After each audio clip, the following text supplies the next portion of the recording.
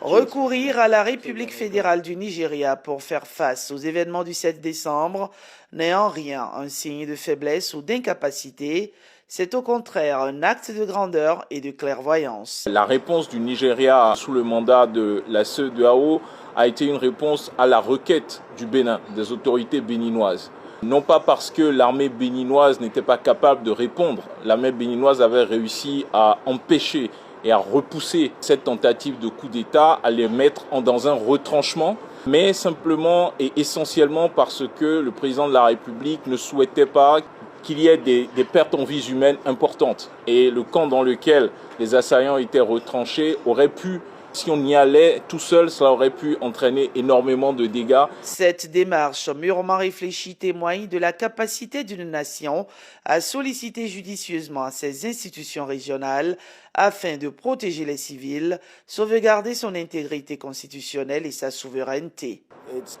Le Bénin constitue un modèle et un exemple pour les autres pays dans l'utilisation des mécanismes de l'institution communautaire.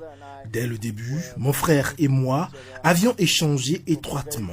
Grâce à notre réaction rapide et à une communication efficace avec plusieurs de nos collègues, nous avons pu déjouer cette mutinerie visant à porter atteinte à la démocratie par un changement inconstitutionnel de gouvernement. Le gouvernement nigérian a pleinement joué son rôle dans ce processus.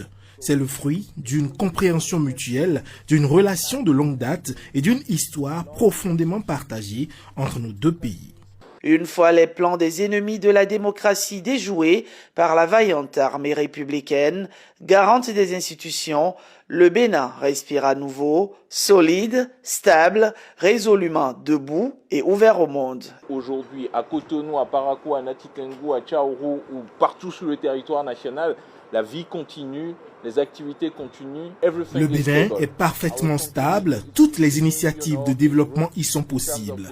Notre pays poursuit sa marche vers le développement et chacun peut y venir pour y mener ses activités en toute confiance. Le Bénin demeure un partenaire stratégique, un territoire où l'investissement rime avec vision et sécurité.